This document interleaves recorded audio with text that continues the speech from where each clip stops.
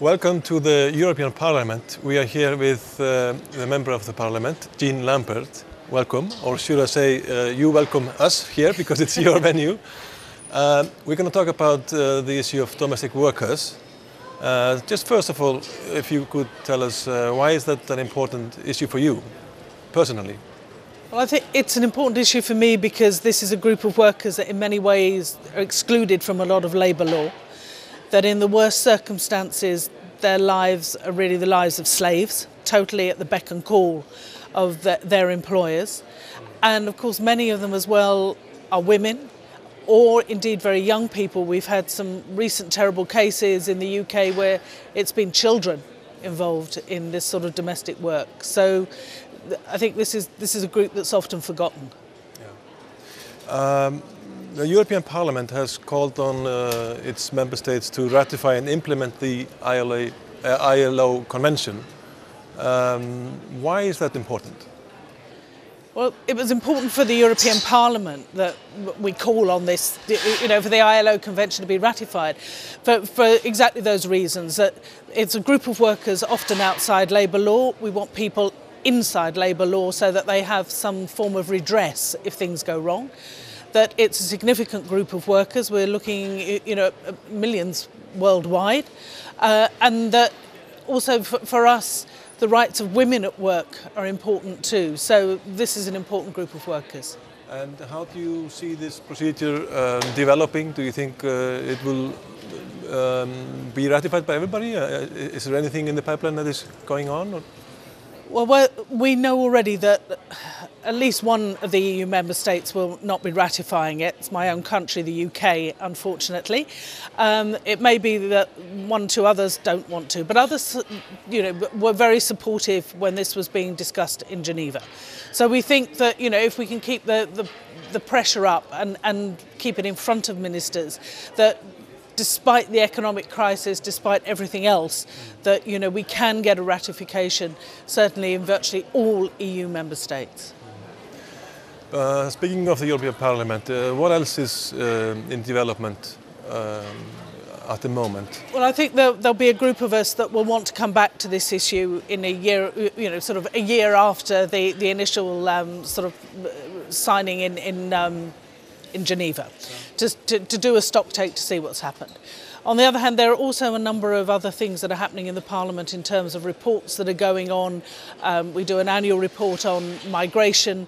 We have a report in the Employment and Social Committee at the moment about integration of migrant workers within the EU and the effects on the labour market. So there are also a number of other opportunities in some of the ongoing work of the Parliament to try and make sure we have something in those reports about domestic workers, the ILO Convention, just to make sure that, OK, we did a resolution in 2011, but that shouldn't be the end of the story.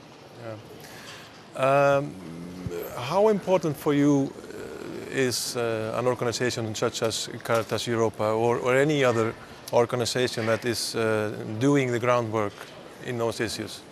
I think for us in the Parliament, the organisations that are working on the ground, working with, in this case, domestic workers, is really important. It's important because you bring us an up-to-date view of what is happening on the ground.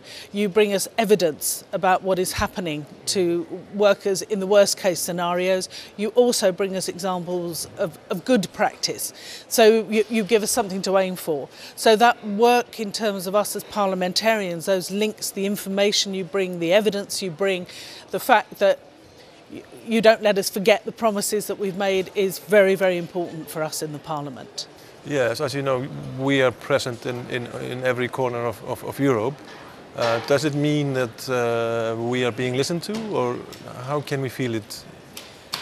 It means certainly that you're being listened to, because you can work. You have the advantage of being able to work at the local level, the grassroots level, and with national parliamentarians to make sure that national parliamentarians remember that in this specific case, it's member states that sign up to the convention. You also have the advantage too of being able to bring that local experience to the European level, to do a compare, a contrast, and to keep the pressure on us as well as the parliamentarians, as I say, to remember what it is we've committed to find other parliamentarians as well to work with you to make sure that life changes for these millions of domestic workers who at the moment in many states, as I say, are not fully protected. So you really help to make that a reality and to change lives for people. Yes, if we look at Europe on a broader scale, not only the 27 member states, there isn't the situation much more complex if we talk about all the European countries, and not only the 27. It's true, it's more complex if you're looking sort of EU plus to all of the countries of Europe. I mean, for us in the European Union, we have an advantage in terms of we can use pressure between different member states to ratchet up the standards. But it's also something I think that we should be introducing more in our discussions, the ongoing human rights dialogues that we have, discussions that we have with other countries, whether it's neighbourhood partnership or whatever else, to also try and remind them that there is the ILO convention there. Many of them have expressed support for it. So they should also be getting on board and maybe even going faster than some of the EU member states. In this area, competition can be a positive thing. Yeah. I guess you and everybody else in this building, you get truckloads of documents, emails and everything. Everybody's trying to reach to you. So how is it, how can we get to you in a direct way without being sidelined, so to speak? Well, how you get to us will vary from member to member, but I think one of the things that has a real resonance is when people from your own country, your own member state are saying, look, this is the situation here, can we come and meet you to discuss what's happening at your national level and to talk with you about what else can be done at the European Union level on this.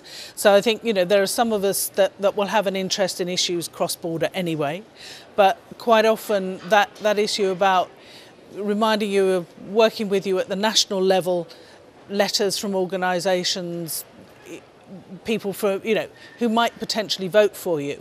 I mean, we're politicians, at the end of the day. So that issue of people wanting to make connections at the national level also works. And, whatever you're sending us, keep it brief.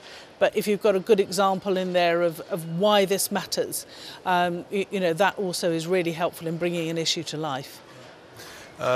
We at Caritas Europa are having this seminar on domestic workers. What would you like us to get out of it? Because we will definitely give you the results and the findings that we will be delivering there. What would you like to hear? What sort of a message? What sort of message do I want to hear from Caritas is that it's an issue that you're working on, that you'll keep us in touch with the realities of life for people, that where member states are moving ahead, you'll let us know, and that basically you're in touch with us, you want us to make good on the promises that we made. I think that's really important that you remind us of that.